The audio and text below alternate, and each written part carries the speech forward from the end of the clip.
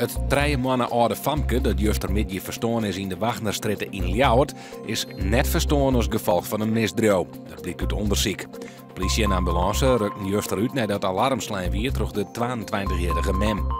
Vervoersbedrijf Arriva bestelt 274 nieuwe bussen bij bussenbouwer VDL op het Jereveen. Van de morgen is de water ondertekenen.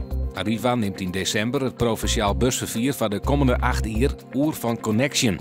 Daarvoor zullen de nieuwe bussen onder oren broekt worden. De beveiligingscamera's in Ljouwter Binnenstad doggen het net goed. Dat zei de PvdA-fractie in Ljouwert. Zij vinden dat het gemeentebestuur actie ondernemen moet.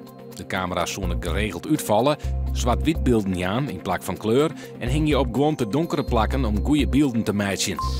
Ljouwert krijgt maar eerst 2 stadsperformers. Dat binnen Jacco de Boer en Daan Levy. Zij zullen de komende 2 jaar cultureel ambassadeur van Ljouwert wezen. De Boer is werkzaam bij de Noordelijke Dagblad Combinatie en Levy is vooral bekend worden onder zijn artiestennaam De Altijd Aparte Nederlander. Ze volgen Marten Winters als stadsperformer op. Vannacht is het droog en wordt het zo'n 9 graden. Morgen droeg zonneschijn waar met zo'n 16 graden en jongens komen er buien.